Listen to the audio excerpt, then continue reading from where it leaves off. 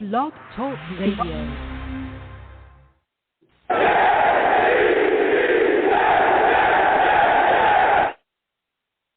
What's going on, folks? It's your boy Long Beach Joe, and we are back at it, all right? We got so much going on, so much to talk about. The New York Jets, the OTAs are, just wrapping up. We're mandatory mini camps right around the corner. We got outstanding performances to talk about from OTAs so far. Elijah Moore really lighting things up out there. Zach Wilson having some decent days, too. There's been, some injuries as well. Becton's dealing with a little bit of a foot injury. We got a lot of questions. We're also going to discuss the New York Jets offensive line and where people feel like they stand at this point. We've made some additions, particularly this offseason. In the draft, we handled business, made a trade up, got some things. So we've got a lot to discuss. So listen, I am the man of the people. I am here for the people. Let me shamelessly promote my Facebook page. Everyone go on Facebook, search Long Beach Joe. Like that page. My content's up there. Go ahead and give it a listen. Message me. I'll message you right back. I love going back and forth with folks about this football team. Also, leave me some feedback. I love hearing about what you folks think I do here on the Long Beach Joe Show.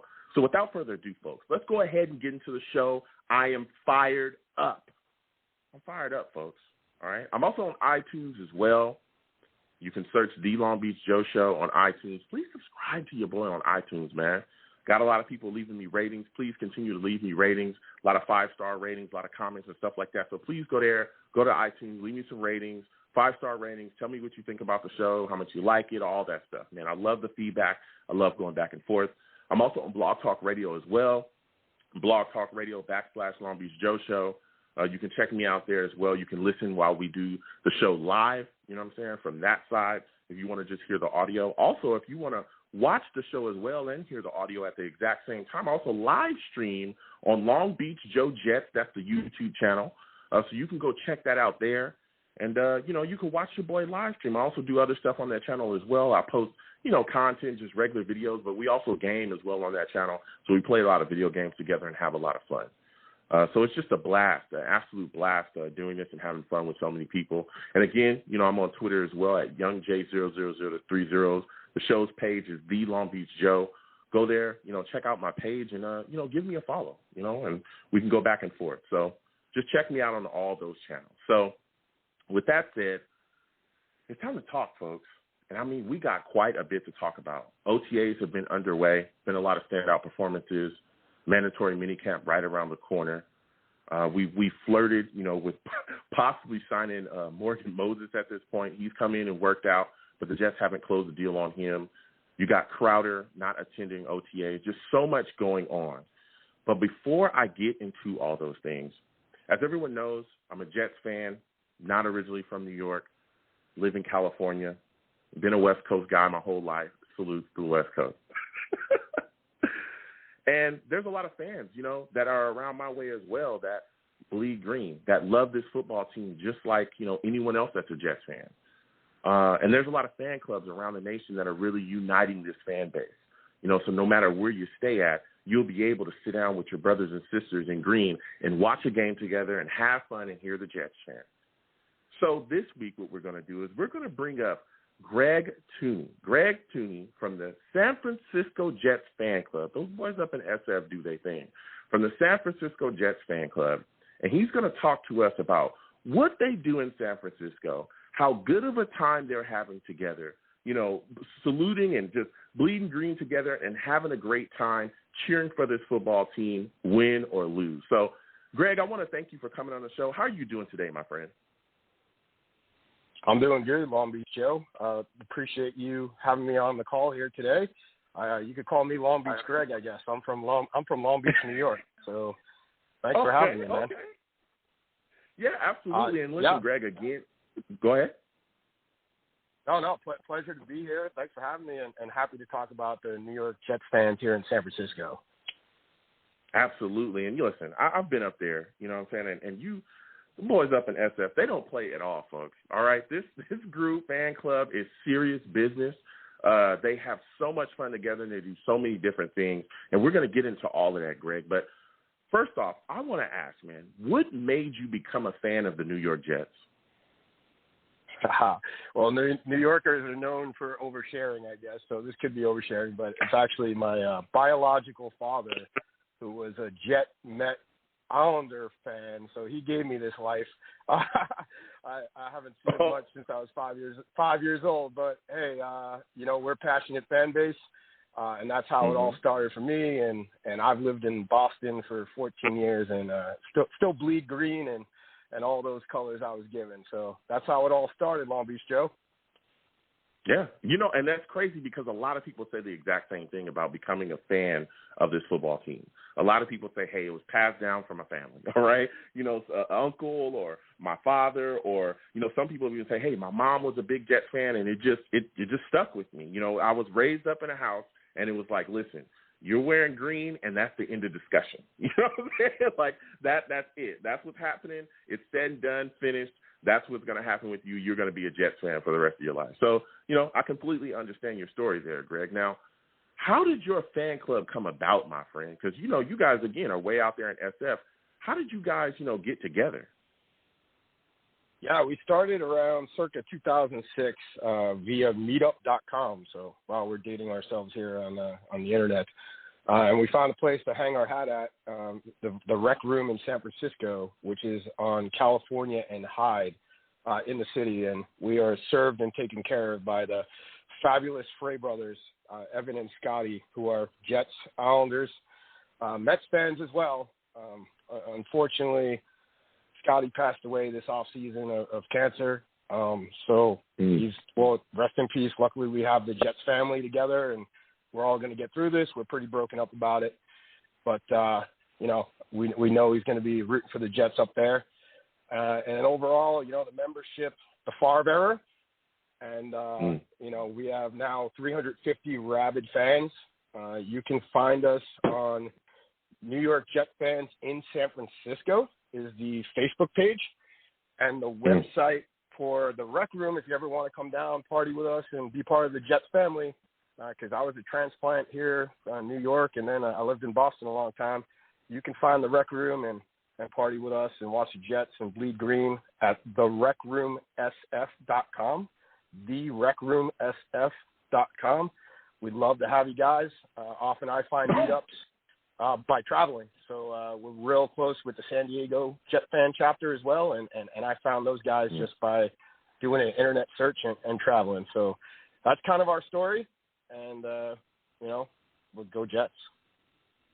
Yeah, absolutely. And, again, I want to thank you, for sharing all the information of where people can meet up because, again, you guys are a great group. And you always have people traveling in and out, especially in the SF area, and they might come down, coming from wherever they're coming from, and they're like, hey, I need to sit down and watch a game with my brothers and sisters. So it's great that you gave out all that information. Now, you're up there in San Francisco.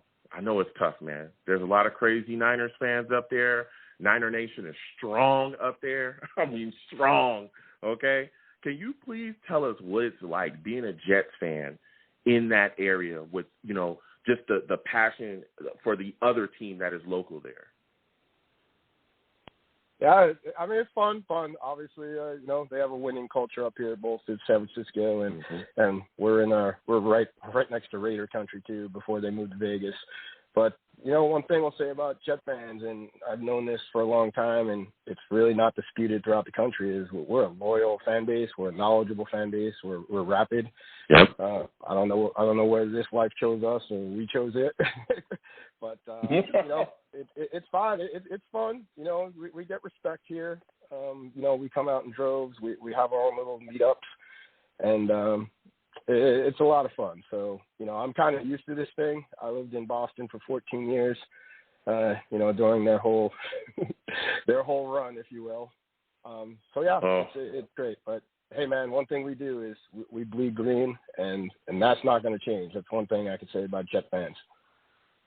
That's a fact. And you kind of brought up that you were out there in enemy territory, okay, with the Pats while they were having their run, man. Tell me what it was like being out there behind enemy lines, watching these people, these front runners, because we all know Patriots fans they're their own type of breed, their own type of people. Tell us what it was like surrounded by those people at the time when you were living out there in Boston. Well, Long Beach Joe, it was a tough run, but hey, I still have good friends. I still have good friends there. Here, I'll give you a small nugget of a story here. The first New York Jet game I ever went to was actually not at the Meadowlands. It was not in New York. It was at Gillette Stadium when Drew Bledsoe was knocked out by Mo Lewis and the Tom Brady era started. So I don't know whether I'm a mush or not. Oh. But, that's a little nugget for your listeners. It's something I live with and cross I have to bear on a daily basis. But, hey, one thing again, we are loyal. That doesn't change. I don't move to Boston and become a Patriots fan because it's convenient, or the Celtics are on a run, or the Bruins are on a run. We are loyal fans, and I got my DirecTV Sunday ticket, and we had our little Jets bar in Boston. So although it's tough, hey, opportunities in front of us now. We got Zach Wilson. We got competent coaching, competent leadership. So let's go on our own little run. Hey, Long Beach Joe? Absolutely. That's big facts, man. You sitting there, you was at that game, you got to witness the drama get started. That's a crazy spot to be in. I remember watching that game when Mo Lewis knocked him out, man, and I was like, this is crazy. And then this guy comes in, and then the Patriots get going. But like you were saying, man, and I want to talk about the team with you for a little bit, kind of step away from the club side, man. When you look at this situation, you brought up Zach Wilson. There was a lot of people that were extremely excited about him being drafted by the New York Jets. Give me your thoughts on him, man. And was he the quarterback that you wanted to see the Jets take in the draft? Well, I think the obvious answer was we wanted Trevor Lawrence. But Zach Wilson shot up the draft board. You got to love the arm. Yes, he's slender. Yes, he looks young. But 100%. I believe we did the right thing. You don't win without a quarterback in this league. We have not won in this league. It's not because of ghosts and goblins. It's because, we haven't been consistent winners because of leadership, competent general managers, and we haven't had an elite quarterback. So I actually battle with a lot of my friends online. I call them the Sam Darnold apologist, the Sam Darnold, the Stockholm Syndrome. Sam Darnold was a great kid. Sam Darnold was a great kid, but there is no doubt we did the right thing for financial reasons and performance reasons. The contract was coming up. You can't pay a kid $20 million because he's a nice kid. So, hey, this is where we're at. The kid's got a strong arm. I want to turn the page. I don't even want to talk about Sam Darnold anymore. I wish him the best. Yeah. But we have a new coach. We have a new quarterback. You need an elite quarterback to compete in this league. And hey, let's see what happens. I think they did the right thing. Yeah. Does it mean he's going to be, turn out? Who knows? But I 100% believe situationally, performance and contract wise, we did the right thing. Yeah, I'm a big Sam Darnold guy. I'm also an SC guy, not a homer, but I love my SC. And getting him in the draft was exceptional for me. I was unbelievably excited. I did think that Sam was given a raw deal. I think we had issues finding protection for him. We didn't give him weapons. And like you said, the coaching was just never confident, especially when you went into the Adam Gase era. That just set him up for failure there. But, I thought it was tough to watch him go. I was more of a guy that wanted to see us keep him, trade down, get some more capital, and surround his football team, or surround him, with more weapons for the team. But I understood when they moved on and took Zach Wilson. I understood, what time it was, and I wasn't necessarily a guy that was extremely upset about it. But, moving forward with Zach, I can't wait to see what this kid does. Again, I wasn't necessarily a big Zach Wilson guy either. I was big on Justin Fields. I wanted to see us take him. But Zach, I think, has some very good qualities, solid arm, like you said, as well. And he's a hard worker, and he's got football IQ. So I'm excited to see him, particularly in this new scheme that we're bringing in, with Mike LaFleur. So I'm excited about that as well. So what is your favorite free agency signing? Because the Jets also made some moves there, too, to bring some guys in. Who's the guy that you thought we signed this offseason that you just was unbelievably excited about? I'm cautiously optimistic about the Corey Davis signing. I'm probably a little more trepidation around Lawson, just because, yes, the the pressure stats are there, but at the end of the day, what Parcells say, like, don't tell me about the pain, show me the baby. And he hasn't put up a lot of sacks. Tied to Corey Davis. I know it's OTAs and we can all laugh about it. It doesn't matter. But Elijah Moore is Corey Davis, or really it should be, that he is putting up some impressive, Twitter messages from the Jet beat reporters about his performance in camp. So, it's early, but the kid's got speed.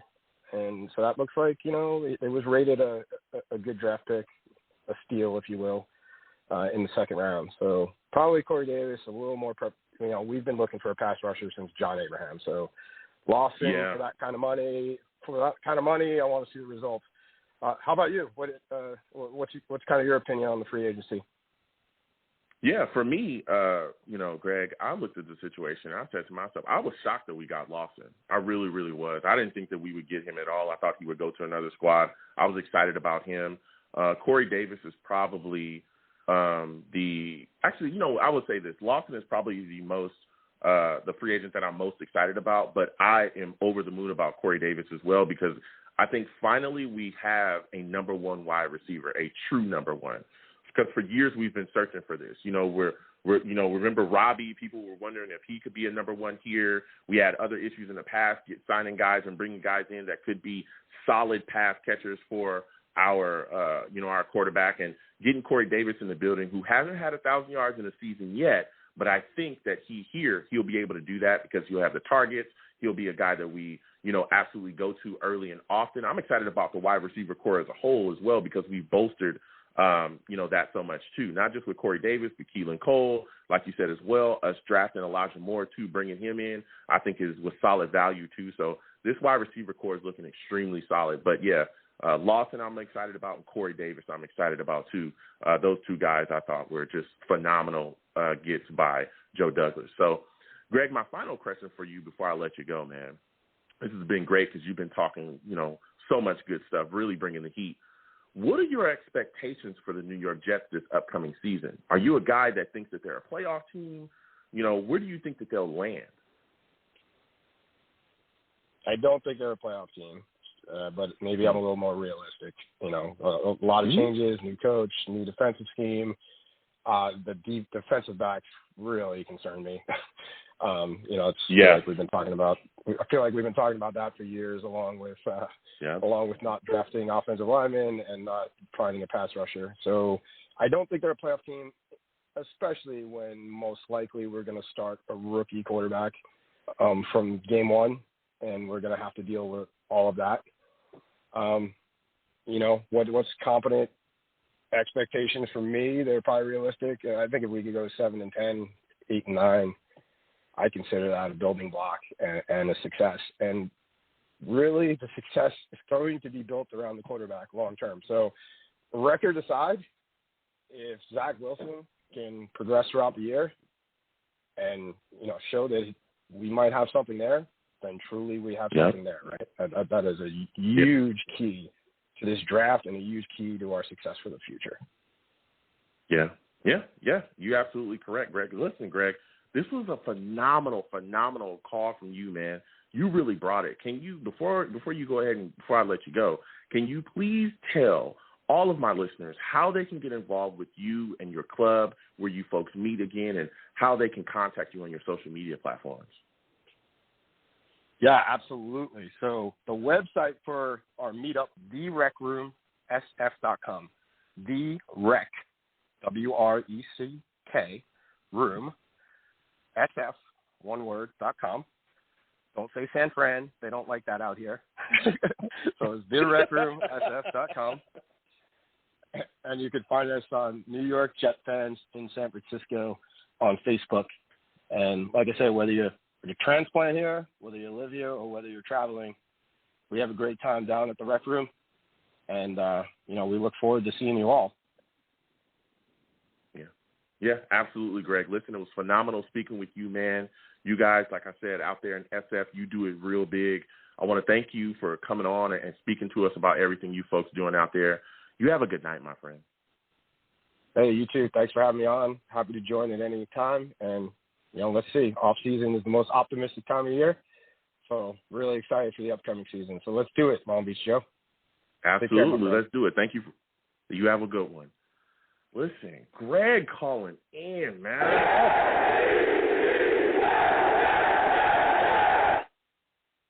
Again, everyone, that was Greg Touhy from the San Francisco Jets fan club. I'm talking about phenomenal. Those guys do it big out there. I've had a lot of fun. I can't, go back and forth with a lot of people in that group, and they are rabid about their Jets. Let's be serious. There's a ton of knowledgeable fans in that club. They know what's going on, and they get after it. Greg was phenomenal as well. A lot of knowledge, a lot of take, spit, man. They know what they're doing out there in SF. Let me tell you.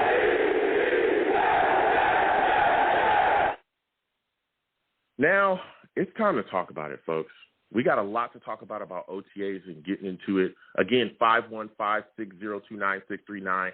515-602-9639. Call in. The lines are open. We are talking Jets. We're talking OTAs. We got a lot to discuss. So, first, I want to start off with a new signing that the Jets have made with Sherrod Nessman. Sherrod Nessman's coming in. Jeff Ulbrich, our defensive coordinator now, was his, old DC back then. I believe it was 2020. So, under him, he had I think it was like 27 tackles and a sack. So they're familiar. We're going to see what he does when he comes in. I mean, he's being brought into a very, crowded safety room. We got quite a bit of safeties, especially with the uncertainty about, what's going on with Marcus May, and we'll talk about that. Especially Ashton Davis as well, still recovering from that injury that he had. So bringing in, Nessman, I think is a solid move, and we'll see what he turns out, especially, again, with the familiarity within the system, that we're going to be having here. So you look at OTAs, man, and boy, has there been, a bunch of solid practices, man. A lot of really good positive things coming out of these OTAs. We're seeing Zach Wilson go out there, perform. He looks sharp. He's had some practices where there's been some up and downs. Chris Herndon dropping footballs, as always, you know what I'm saying?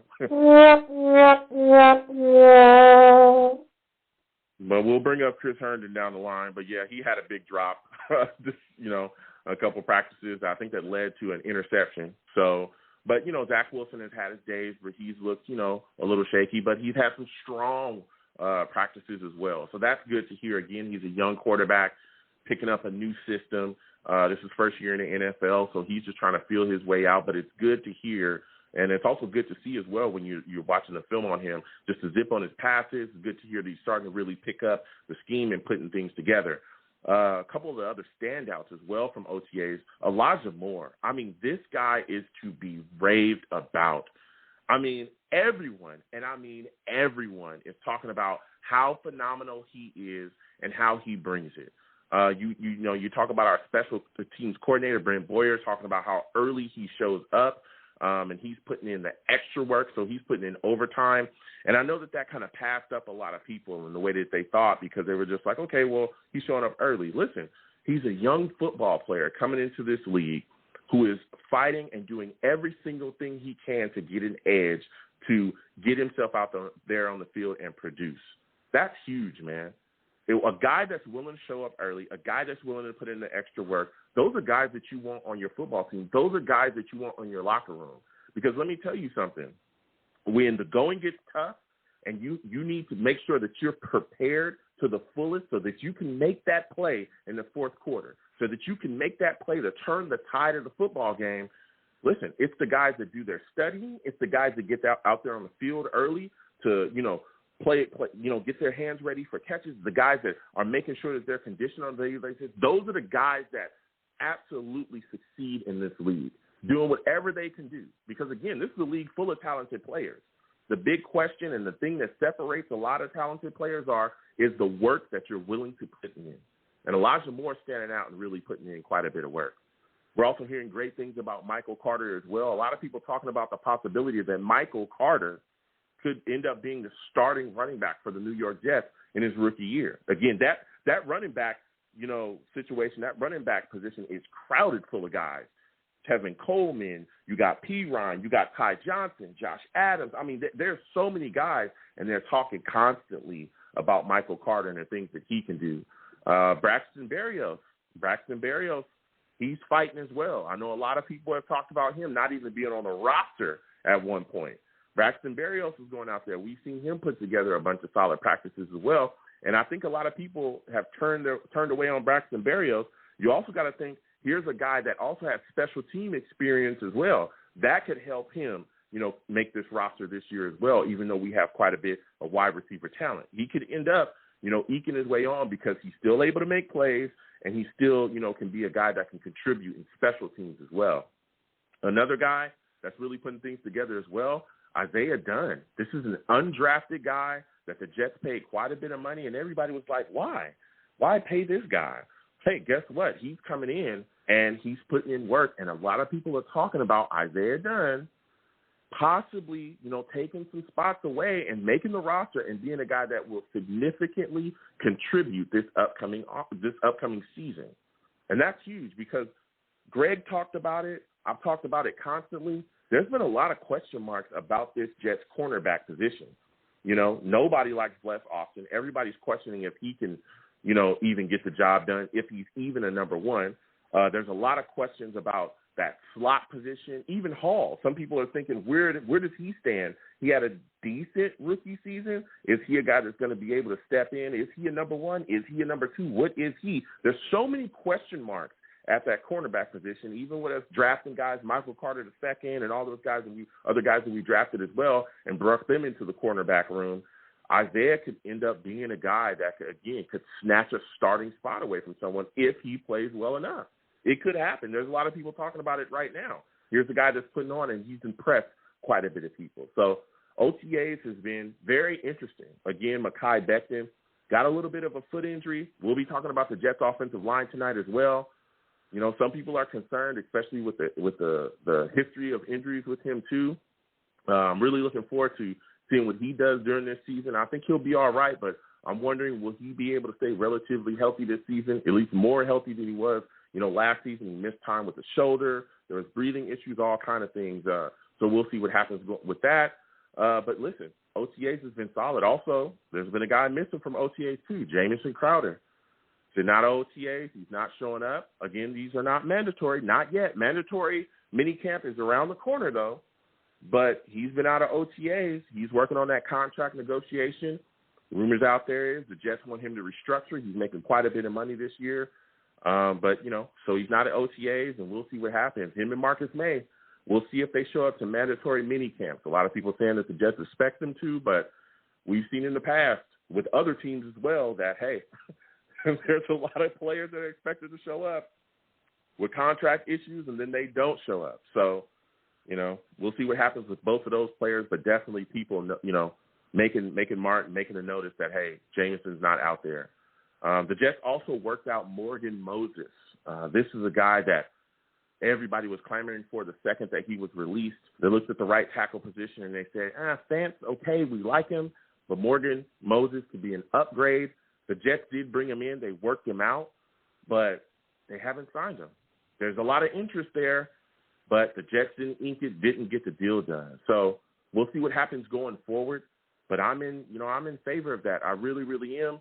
I'm hoping that they can get the guy in here, ink it, and make him a Jet so that we can continue to upgrade this offensive line. It's extremely important. We saw last year what happens when you don't give a rookie quarterback enough time to be able to make plays and feel comfortable in the pocket, or a young quarterback, enough time to make plays and feel comfortable in the pocket. We've seen that. We saw it with Sam Darnold. We saw it, and it destroyed him. So, listen, we got quite a bit to talk about. I want to get to these lines now. Again, 515-602-9639. 515-602-9639. Call in. The lines are open. We're talking OTAs. We're talking offensive line. I want to talk offensive line with everybody. We're talking about it all, man. What do you feel about the New York Jets? So, first call I'm going to go to here is my guy, Rusty. I think this is my guy, Rusty. Rusty, what's going on, my man? Salute to you. Hey, what's going on, Joe? Tonight. Hey, how's it going, man? Listen, we getting right into it, bro. We getting right into it, Rusty. I know you got a lot of takes. You're always phenomenal to speak to. Give me your thoughts about Crowder not being out there for OTAs, man, due to that contract negotiation. Do you expect him to be at mandatory minicamp? Well, I'm cool with going to deep waters. I like that anyway. But, I think he does now because he's got, like, how they said in the 300, that very human, chill go up your spine. I think he now notices that with Elijah Moore, Berrios, just, doing him. He didn't come out of nowhere, but, he stepped it up from last year, absolutely. So that's what it sounds like. But Elijah Moore just sounds like if you just took Tyreek Hill and just took him, splatted them together with Santana Moss, it really has that feel. It's freaking crazy. Like, it's in a good way. It's weird because you could see it. It's like, oh, what's going on with this? Because you can't cover the dude in the red zone whatsoever. That's the Santana Moss aspect of it. And then he'll burn you and he'll jump for the ball and willing to go like Tyreek. So it's like, oof, all right, cool. Like, he, so when I think I said like 800 yards or something last time, it could be like, it's insane to say, but it could be realistic. It could be just between three guys, 1,000 yards each, with Elijah. Yeah. You have Mims, and you got oh my God, I can't believe I just forgot his name. Davis, right? Corey Davis. Corey Davis. Corey, yeah. So that's, Crowder better get back on that field or, negotiate something because, I think he might be feeling it a little bit. And he's awesome, too. That's the weird, the funny part is, like, Crowder reminds me of, like, the next coming of, like, a Wayne Corbett for us. It's like that. And so it's, if we could have all of them together, it'd be amazing. Yeah, it would. Rusty, and listen, man, I hear you. And I know a lot of Jets fans are extremely excited about Elijah Moore, but, the names Tyreek Hill and those are lofty, but I absolutely you heard it first from Rusty. Understand.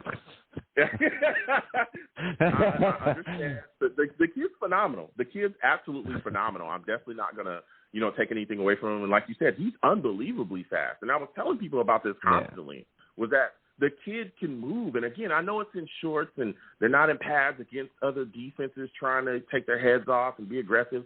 But I'm telling you, you see that second gear. You see that speed burst, when he's just taking off, bro. When he catches the football from Zach and you just see that next gear hit. And it's unbelievable to watch. So, like you it really is. It's honestly like trying to grab lightning. Yep. Yeah. And I tell people all the time, it just goes and crackles and it does what it does. Good luck. Yeah, and I have big expectations from him as well. This upcoming season, I really want to see what he's going to be able to do against some of the the defenses they're going to face, especially with the type of coverages that I think he'll see. Because Corey Davis, I think, is going to be a guy that's going to get double covered quite a bit. People are going to want to take him away. So with Mims on that other side, and now you got to deal with Elijah Moore, and hopefully Crowder gets back into the fold, and they, like you said, they negotiate something. I want to see him, be at mandatory mini camps. I don't want to see nothing crazy. Hopefully they negotiate something. And with him back into the fold, and we're not even talking about Cole yet. We have I know. That's the craziest part. Yet, it's just like, wait, we're talking about our team, right? Yeah, we're not even talking about that guy as well. He's a guy that can also bring something to us too. So I'm excited about it. I'm actually excited about it. I want to get to this offensive line with you, man, because I was talking with a lot of Jets fans, and we were going through OTAs and we were watching VERA-TUCKER do his stretches and all these things. Again, VERA-TUCKER, USC guy. I know he's going to be good, but Yeah, USC linemen are good, not the quarterbacks. For the Jets anyway. I couldn't. I took that bait. You had that bait dangling in front of me, Joe. We're gonna give it to you. Rusty, get out of here, man. It's all love. But so we're looking at this offensive line, man, and we're looking at the situation. Now Becton is dealing with that foot injury, Rusty. And what do you expect? I didn't mean to cut you off, but do you expect him to be a Pro Bowler this upcoming season, man? And are you concerned about his injury issues going into this season as well? I do, and I wanted to talk about that too. That's funny you brought it up with his foot, and I mean no ill will on him or nothing. Like, I hope he gets checked out. And it's weird because he's a massive man. Like, he's a mountain, And with a man that big and the way that his foot is, I can't pronounce it. It's something gelitis or something like that, right? Some weird type of itis or I can't pronounce the name of it. I'm terrible with it. Plantar fasciitis. Yeah. But that's also known, to have problematic with diabetics. And I wonder if he's even aware of it and the Jets are too at the same time, where if that was the case, I hope they'd figure it out sooner or later, because then he'd be fine. You figure that out. You play with diabetes, and no people have problems with that, but just finding it out. And that's what's weird to me, because you have a lot of these weird muscle strains, and then all of a sudden that's a big thing that happens at that big, that part of your foot, especially with a man of his size, I hope not, but he's a mammoth man, and they were already saying things about his weight, but I hope not. I hope it's just something they could figure out with his foot, but I see him being a Pro Bowler. He just throws people. It's unbelievable. Crazy, and he's mean about it, but a nice guy, if that makes sense, It's good. Yeah, I mean, I've known people that have had plantar fasciitis before. It doesn't necessarily mean you're a diabetic. It's just kind of like micro tears. Yeah, micro tears are it's like the inside sole of your foot. It's really painful tough to deal with. Oh my goodness, it's painful as it gets. It's all your weight and all your blood flow. Yeah. It's not exactly. Oh gosh, you're on your feet constantly all the time. So when you're dealing with those micro tears and that around that situation, you literally have to be off your feet. You have to roll your feet on things to get it to heal. It is as painful as it gets. But that's what I mean. Like you said as well. Yeah, like you said as well. And again, it's not something that necessarily just goes away tomorrow. It takes time. Oh, it really does what take sucks time. About it.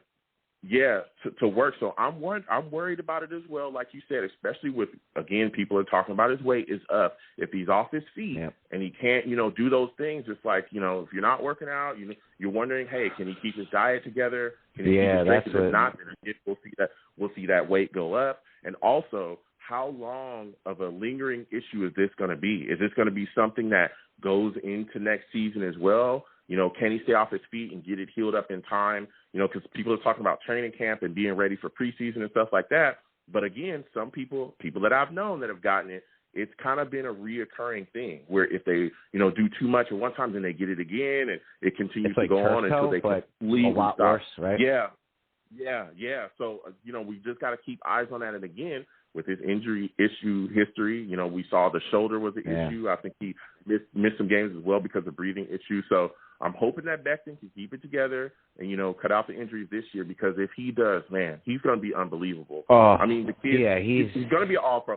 He's the best lineman that we have. He was the best lineman that we had last year. Hell, he might have been the best offensive player we had last year, hands down. That's true. You saw what the line looked like when he was out. When he would go out of game, things just completely fell apart up front.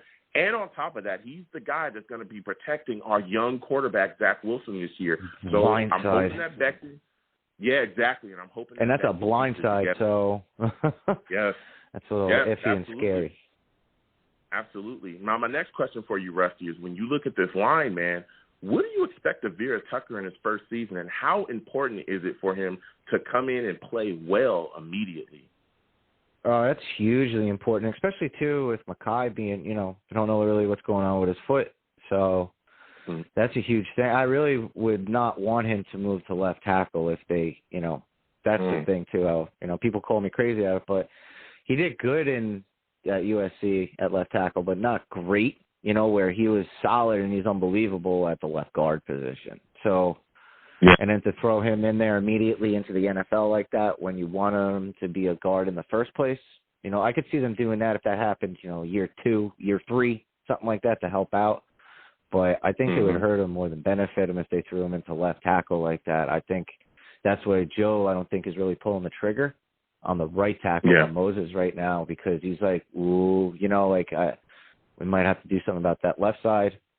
So, because you don't want to mess up VERA-TUCKER's psyche either, his footwork and everything that they're working on. So that could be a thing why they're not going after Moses right away either.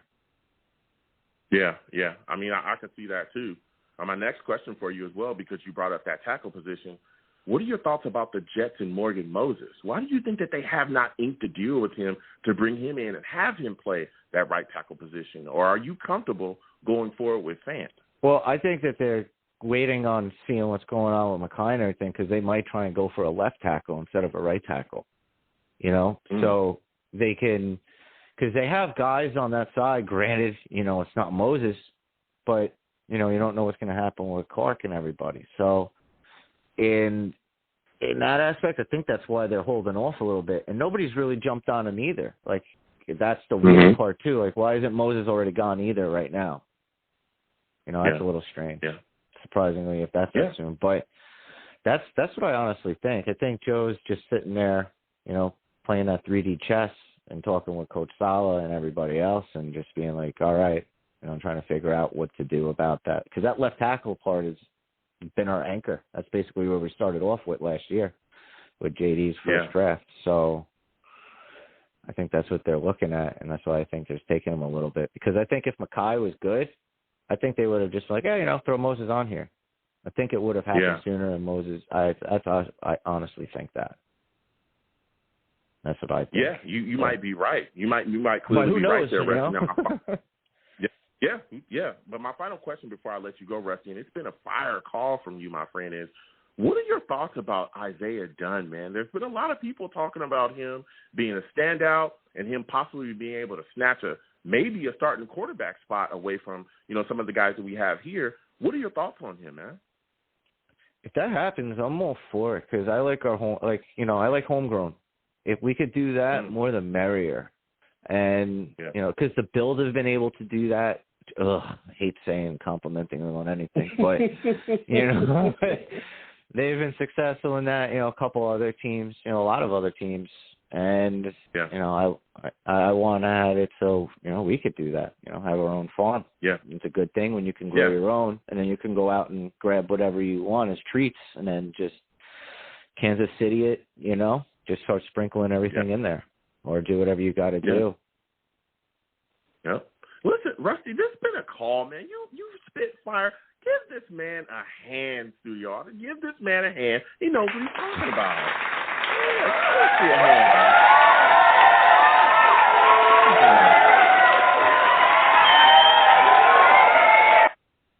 Not too much to your audience. You always get carried away. You know what I'm saying?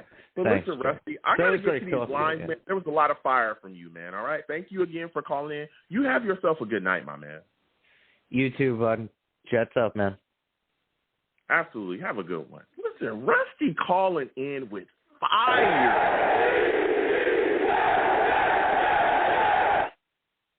Rusty calling in with a lot of fire, and he spit a lot of great takes. Like he was saying as well, you know, you want to see what happens at that tackle position. Morgan Moses still out there. Like he said as well, not everyone has jumped on him. You know, so we'll see what happens going forward. I also want to keep my eyes on as well, people. I want to keep my eyes on the situation with Marcus May and Jamison Crowder. You know, a lot of people saying, hey, they expect Marcus May back at mandatory minicamp. We all know that Marcus May wants a new contract, you know, so we'll see what happens going forward with him. Hopefully he's able to come back. There's also been a lot of talk about him possibly moving to strong safety within the scheme. Man, let me tell you, that could bring us some success there. We saw him kind of struggle with it a little bit last season, but I think it was more because of the scheme and what was going on, the personnel that we had, and then they just kind of asked him to step back into his natural, normal role there at free safety, get back into coverage. But maybe we see Marcus May step into that strong safety role. He's very versatile, can do a lot of different things within a defense. So we'll see what happens going forward. But first, we got to make sure that he's actually playing. Again, we've seen guys skip that mandatory minicamp and get upset when they don't have their contract said and done the way that they like. So we'll see what happens there. And also Crowder, that guy could be, you know, a big weapon within this offense, especially with everything that we got going. So hopefully, you know, the Jets and him can come to an agreement, you know. So again, 515-602-9639. 515-602-9639 is the number. Call in. We are taking all callers. We're talking Jets. All right, salute to all the savages in the chat. Listen, if you're listening to me from Blog Talk Radio or wherever else, I call my chat the savages. Why? Because they are straight up savage, okay? Straight up savage. They don't care. They don't care. They're savage. Straight savages. Straight savages, people, and they get after it. You spit a take they don't like, they will let you know. They don't have a problem with that whatsoever, all right? So salute to the savages. I also come to them as well throughout the show and discuss things that they're saying in the chat. We get to it. But, again, I want to get back to these lines. Wherever you're watching me from, please give me a thumbs up. Share the stream as well. It's greatly appreciated. So now I'm going to get back to these lines, and I'm going to a guy, 347. 347. I'm coming directly to you. Seem like a new caller. Give me your name. Give me where you're from. And give me your thoughts about this New York Jets situation here at OTAs and the standout Elijah Moore. How are you feeling about him going into this season? How you doing, Joe? So my name is John. I actually comment in your chat every once in a while. Okay. So this is my first time actually calling in to the show. I just want to say, first and foremost, I'm not a Jets fan, but I grew up in New York, so the Jets are still like one of the teams I follow a lot, so they still hold a place for me. I'm actually a Browns fan, but I pay attention to the Jets almost as much as I do the Browns. But I just want to say I'm very excited about the Jets. I love the direction that Joe Douglas has them going in. I love Zach. I think I'm very excited about everything I've been hearing about OTAs and how they're going. Like Zach Wilson apparently has been showing so much potential. Elijah Moore. Yep. Denzel Mims has been dealing with some injuries, Mekhi Becton as well. But overall, I'm very excited about the direction of the franchise right now. Yeah. Listen, John, salute to you, John. I know who you are. You're the guy that helps me in RE from time to time. You know what I'm saying? For those of you. I'm glad you're enjoying it, by the way. Oh, man, listen. That's what I love about it. So for those of you that are listening to me again on Blog Talk Radio or iTunes or wherever you're listening to me from, we also game on this channel as well. So I play Resident Evil, I play Street Fighter, I play all this. And let me tell you something. John be on that Resident Evil, all right? There's times when we're going through and I'm going back and forth with people in the chat and we're trying to figure things out. And John just comes through like, hey, maybe you should do this or touch that or maybe look this way, look that way. Hey, don't forget that. And, boy, he gets us through every time. So salute to John. Salute to him. I never like to backseat. Like, I don't want to just straight up give you the answers for stuff because, of course, I want you to, like, just, experience everything for yourself. But I'll try pointing you in the right direction here and there. And that's what I'm talking about. I mean, John is the best.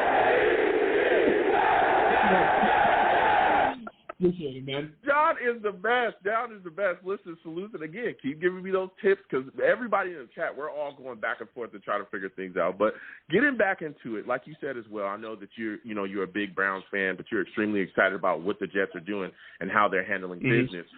Zach, like you said, Zach Wilson looking good out there. We're hearing great things about him. We're hearing great things about Braxton Berrios and Michael Carter as well. We're hearing great things about him and Isaiah Dunn, all those guys. But my question for you is this. When you look at this situation, you got a guy like Jamison Crowder missing OTAs because of contract negotiation. What are your thoughts about that situation, man? So personally, Jamison Crowder, I totally understand. He has the right to do whatever he feels is best for himself in terms of how he wants to handle the contract situation. I don't think from his perspective that he should. I think he should be showing up to everything, unless he's dealing with any injuries or anything like that, because the Jets did just draft Elijah Moore. They did just draft a guy who plays his position, who has, and no disrespect to James Crowder, has higher potential. I mean, Elijah Moore was one of the best players in college football last year. He was awesome, speedster, great hands, and not only that, he's a perfect fit for what Mike LaFleur wants to do in this offense. I honestly think Mike LaFleur is going to have a lot of fun with Elijah Moore and everything that he can do with him. Plus, he's a third receiver on the team. Mims, Davis.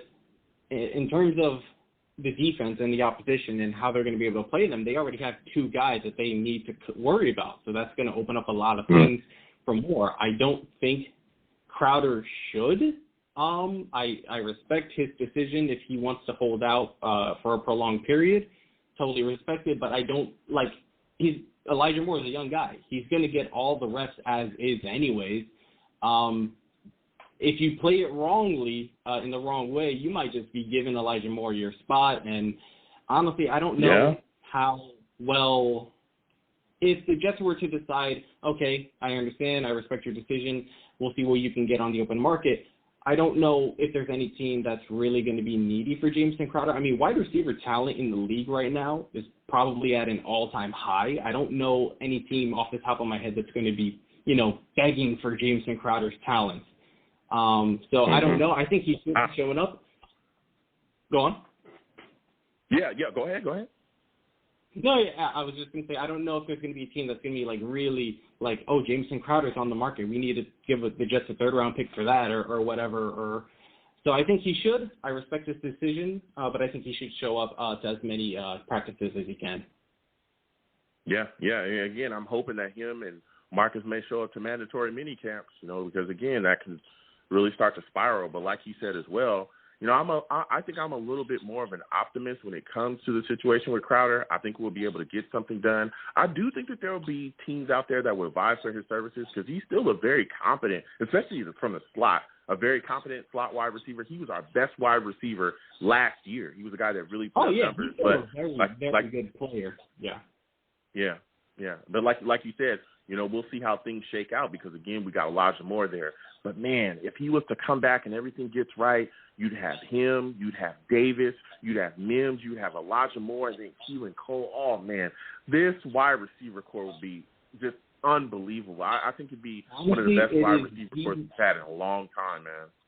If this wide receiver core can reach its potential, it is one of the most complete wide receiver cores. Yep. And I'm not talking about tight ends or running backs. I'm just talking about specifically wide receivers. It is one of the most complete wide receiving cores in the NFL. You got the two big wideouts in Mims and Corey Davis, and I don't think Corey Davis is getting enough credit for how good of a player he is. He got off to a slow start in Tennessee.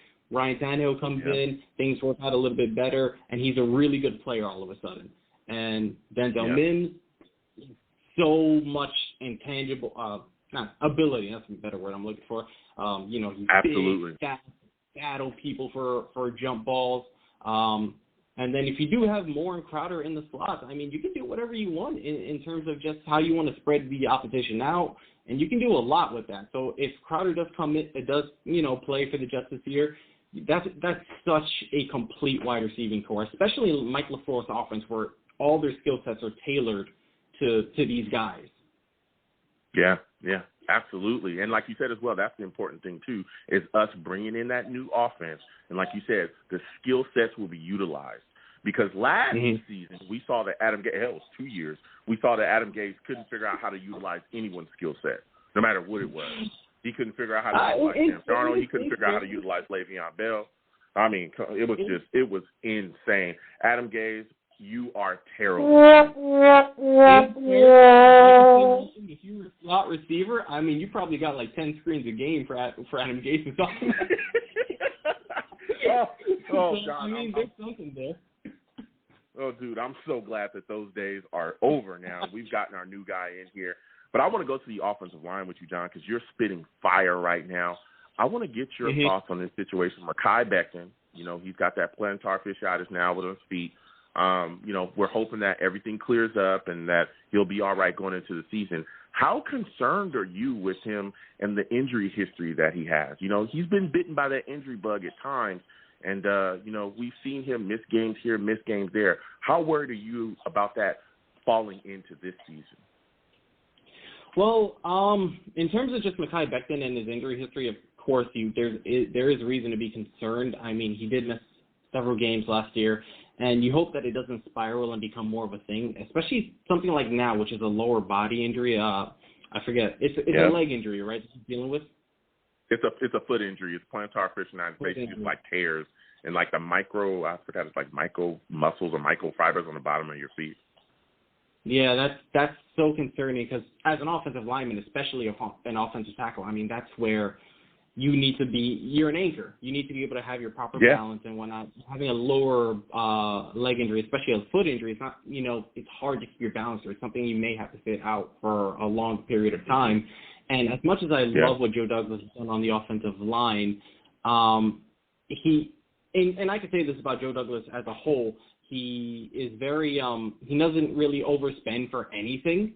And so there's depth there, especially once he drafted Elijah VERA-TUCKER, some of the starters, moved down. And so there's better depth, but you would like a better, I guess, backup left tackle situation than what the Jets have. You would like to have something a bit more clear-cut if Becton does have to miss time.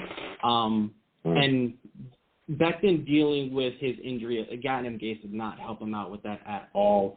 Forcing him to go back out there for that Bronco game, which I don't understand why coaches do that. If the guy can't play, he can't play. Don't be like, okay, he can maybe play, and then make him a backup and then put him in anyways. But, I mean, Adam Gase isn't known for making smart decisions. But, I mean, overall, you would like to be a little bit more concerned. From what I've read, he should be ready by time the season starts. So hopefully you just cross your fingers for that and hope that it's nothing serious. Yeah, I hope that as well. And as we continue on this offensive line, man, what are your thoughts about Cam Clark, man? Do you think that this guy is the guy that you can just pencil in there at right guard and call it a day? Because that's kind of where I'm at this point. I don't want to see Van Roten back out there. I definitely don't want to see Lewis back out there. And I'm thinking Cam Clark is the guy. What say you? I'm hopeful that he is. You would like to get something back from that. What was it, a fourth or fifth rounder that they used on him? Yeah. I'm hopeful because he didn't play at all last year. You would hope that the Jets that the idea was to build him up. Okay, maybe you're not ready this year, but we'll sort of give you a redshirt year, have you build up your technique, get a little stronger, and then next year when we have a bit more of an established line that we're going to plug you in and we're going to have our starters be McGovern, Becton, VERA-TUCKER, George Fant, and Cameron Clark, and you would hope that you could go with those guys. But yeah, Van Roten has been inconsistent at best. But we just haven't seen much of Cameron Clark. We haven't seen so many glowing reviews from Canton. Normally if the guy is really doing well, you hear stuff about it. Personally, I haven't heard a whole lot. I'm hopeful, but there's not a whole lot to say about him just because he didn't really play last year. Yeah. And like you said as well, him not playing last year and then boom, now there's a lot of talks of, thrusting him up into this situation where he could, be competing or be the starting right guard. You will see what happens. This is a guy in his second year that could see significant impact. If I can suggest something, because I know there's a lot of talk about Morgan Moses, and personally I hope that does happen. Yeah, go ahead. That's where I was going next. Go ahead. What would you think about, because Morgan Moses would automatically solidify the right tackle position. I've not heard people mention this so much yet. What if they were to sign Morgan Moses and then say, well, we're paying George Fant a lot of money. George Fant actually proved to be a good caliber offensive lineman last year. Not the greatest, but certainly better than what was expected from him last year. Plug him into right guard and see how that works. And then leave Fant at right tackle? No, I'm sorry. I meant plug Fant at right guard and then put Moses at right tackle. That's what I meant to say. I'm sorry. I think that's an interesting idea, but can Fant play right guard? I don't know if he can.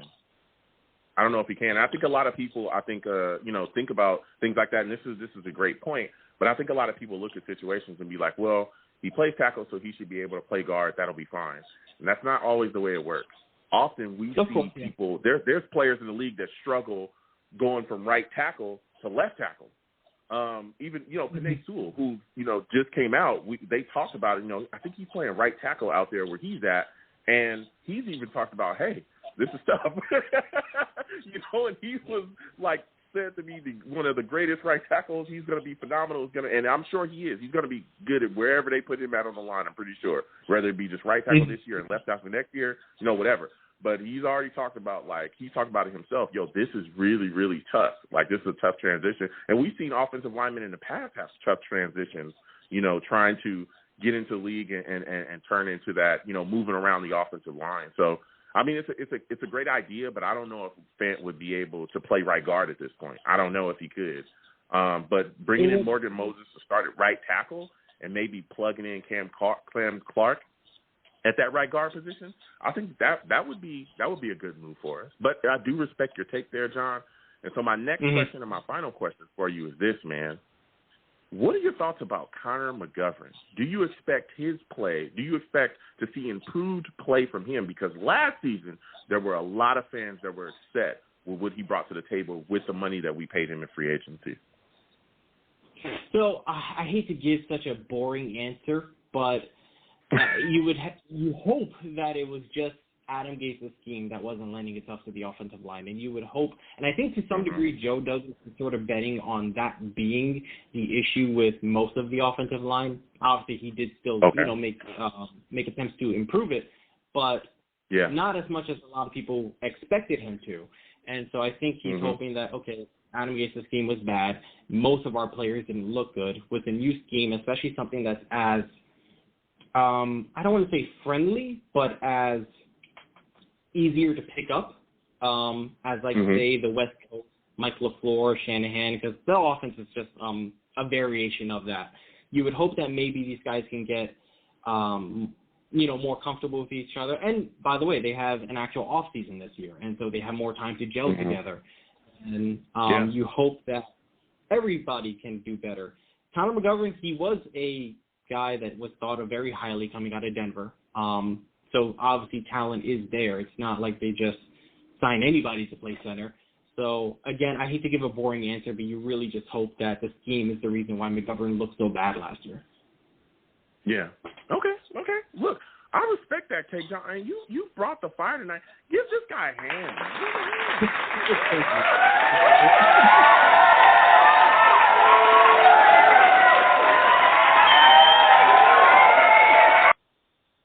I respect your takes and your help in RE, man. Listen, I want to thank you for calling in tonight, John. Listen, I want to hear more from you, man. Because you know your stuff. You know your football, and you brought some great takes tonight. Next time I have a show, I want to hear from you. You have a good night, my friend. You too, Joe. Take care. All right. Listen, John bringing the fire, man.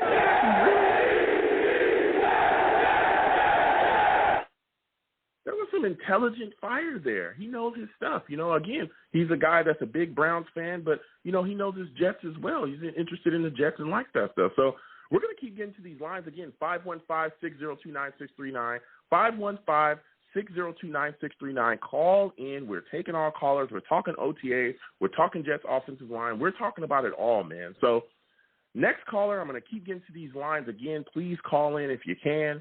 Don't call into my show cursing. I'll get you out of here. Out of here fast. I'm talking faster than we got Adam Gaze out. When the car don't start,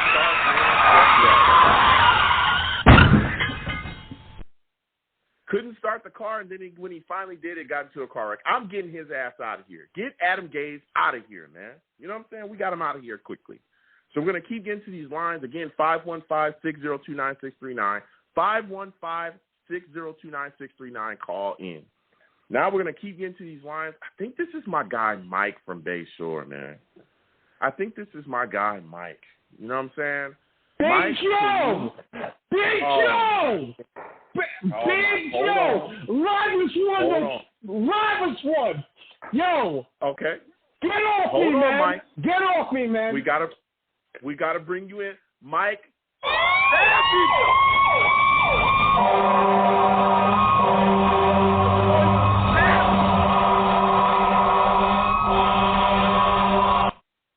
Oh my God, Mike bringing the fire already. Big Joe. Let me tell you, bro. I'm not that white guy that wears sandals and collared shirts. Yo, see me, bro. See me. I guarantee you, bro. See me. I am the vanilla stallion, bro. I will wreck your party. Don't get mad that I date your sister. Big Joe, love you, bro. Live Kevin Stuyvesant. The livest one, bro. Listen, Mike, you already coming in hot. I feel you. Respect to you. Let's get into it, all right? We're hearing a lot of great things from OTAs. We're hearing a lot of good stuff about Elijah Moore. Elijah Moore. Give me your thoughts about it, man. Give me your thoughts. Elijah Moore, he is catching it, grabbing it. He's doing what he can Michael Carter, love him. And, dude, Elijah Tucker, dude, how can you not love this guy, man? How can you not love this guy? He's just, like, setting it up. And then, dude, I can't be more happy, man. Big Joe, I cannot talk to you so much, man. I'm so glad to talk to you, man. You tell your cats, bro. They want to talk to the Vanilla Stallion. Come to exit 42, bro. I will meet you right now, bro. Big Joe. Listen, Mike, he's going ham right now, okay?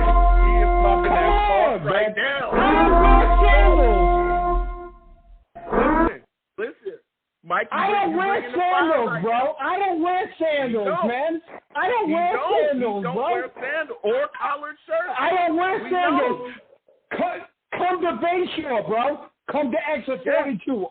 Bring it. Yeah. Big Joe. Mike, you bringing the fire right now, man. We got to get back to these Jets. We got to talk about these Jets because you bringing in hot right now. I want to get your thoughts on this. What are your thoughts about Jamison Crowder missing the OTAs so far because of contract negotiations? How do you think the Jets should handle this situation, man? Bro, take it or leave it. And the best thing you could do is take it. My man, take it. Crowder, take it. Take it because everything is being proper. Everything is being proper. Everything is being proper right now. You need to be part of the one. And let me tell you, man, Big Joe, it's been a while, man. I have the birth of my child right now. Man, I am so glad to be part of this channel, man. Thank you so much, man. Thank you so much. Listen, Mike. Let me tell you, man, any cat's got something to say to me. Meet me at exit 42, bro. I don't wear sandals, bro. I don't wear sandals, man. You don't wear sandals.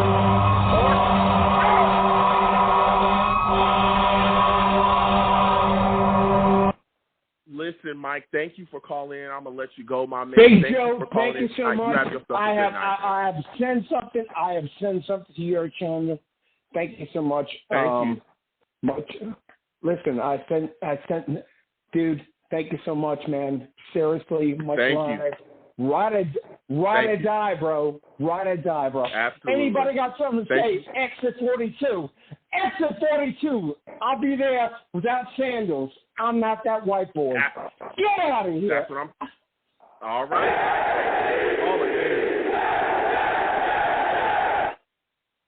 Listen, Mike call in with fire all the time. He tells you, man. He is a guy that calls in. He's letting you know he don't wear sandals. He don't wear no damn collared shirts. Woo! Came in with straight fire and passionate takes. Salutes and respect to Mike. Woo! Well, that boy from Bayshore is something else, man. Nothing but fire, nothing but passion. Oh, man. Listen, this has been a show. This has been a show, and we've gotten into it, man. But going back to some things that we talked about as well before Mike just called in and just brought nothing but just a blowtorch to this place.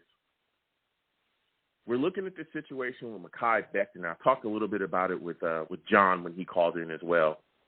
He's a guy that I'm extremely excited about coming into this season. Extremely excited about. I can't wait to see him out there on the field in preseason, but I am a little bit worried. I'm worried about the injury history. I'm worried about him staying healthy this season. I am worried about that. The shoulder injury we saw, I think he missed the game with like a breathing issue. Now with that plantar fasciitis, again, that's an injury that I understand a lot of people just kind of blow it off because it's not a broken bone. It's not a torn ligament, stuff like that. But it is an injury that's extremely painful. It's an injury that can definitely hinder his play because, again, he's a big guy. He's on his feet constantly. You know, we all know he's a left tackle. He's got to move. He's got to get out there fast. So that pounding on the bottom of that foot, on the bottom of those feet, can definitely, you know, become even more and more painful as the season goes on if this doesn't get cleared up quickly, okay? if it doesn't get cleared up quickly, boy, there could be some issues. So I'm hoping that everything gets moved over there. He's able to keep it, under wraps, get it good before the season starts, and I hope they keep working with him to make sure that doesn't become a reoccurring thing. Because, again, man, I've seen people with it. I know people that have had it before, and they just talk about how painful it is and all the things you have to do. You got to roll your foot on stuff. You got to have the bottom of your feet massaged sometimes, especially, it's hard to walk. It's hard to work out. It's hard to do everything with that stuff. So I'm hoping that he's okay going into the season, because that is a guy that I look at and I say to myself, man, oh, man, he's a guy that could be a Pro Bowler. He's a guy that could be an All-Pro. He's a guy that can really, continue to help and bolster this offensive line, because we saw last year that he absolutely was a big part of what we were doing, man. So I'm excited about Mekhi, and I'm hoping everything, continues to go straight there. Morgan Moses, I'm hoping the Jets ink something with him at this point. I don't know, what's going on there, why they haven't done it, but if you can upgrade, if you can bring in Morgan Moses and have him help out this offensive line, you got to do it, man, because, we've had issues up front. Absolutely had issues up front. And, again, I think if you plug in, Cam Clark to that right guard position, man, this offensive line, if he produces, man, this offensive line can really, really be good. That's why I'm also hoping on the other side, that wide receiver core, I'm hoping that, Jamison Crowder, I'm hoping they can get things together with him, make sure everything is straight. I hope he restructures well, finds a deal that works for him, finds a deal that works for the team, and then he gets back to it, because I do not want to see him or Marcus May. I don't want to see this stuff drag on in a mandatory mini camp and either, both of them, not show up. I don't want to see that, because, again, we're implementing a new offensive game plan, so I definitely want Crowder to be in there. And also with Marcus May, you look at what we're doing as well. We're bringing it into defense too. I want to see him out there. So I'm hoping that things can get worked out. I'm hoping May just comes in and everything's good there and the Jets can continue on, man, because there's so many good things that we have coming into the season. And everybody's excited about this football team. They really, really are. Yeah. So with that said, I'm going to start to close out the show. There's been a lot of fire, man. Been a lot of great callers, and I want to thank everybody for calling in tonight. It was phenomenal. So listen, I am the man of the people. I'm here for the people. Let me shamelessly promote my Facebook page. Everyone go on Facebook, search The Long Beach Joe. Like that page. My content's up there as well. Go ahead and give it a listen. Message me. I'll message you right back. I love going back and forth about this football team. Also, leave me some feedback. I love hearing about what you folks think I do here on The Long Beach Joe Show. I'm also on Twitter as well at YoungJ000. That's 3 zeros. Go ahead and follow me. I'll follow you right back. You want to troll me? No issues. I'm the troll that lives under the bridge, and I will have my VERA-TUCKER jersey on at all times, okay? At all times. You want to troll me? No issues. I'll be down there trolling with everybody. I'm also on YouTube as well at Long Beach Joe Jets. Long Beach Joe Jets on YouTube. That's where you can catch my live streams. That's where you can catch all my content. That's where you can catch my gaming as well. So please subscribe to me on YouTube. Again, Long Beach Joe Jets on YouTube. Subscribe to me on there. And if you want to troll me in the comments, no problem. We'll go back and forth, and I'll troll you right back. And as always, people, when you see me in person, okay, it is arms out, chest open, free hugs for everyone. Free hugs for everyone. The hugs will cost you absolutely nothing, no matter what anyone says. Always remember that the hugs are absolutely free. I want to thank everyone for listening. Without you folks, I'm absolutely nothing. Thank you for taking the time out of your day to listen and call into the show. You folks are phenomenal. And again, I want to thank and salute Greg Touhy for calling in tonight from the San Francisco Jets fan club. It was phenomenal to speak with him. So I want to thank you folks for listening again. You folks have a good one. Peace.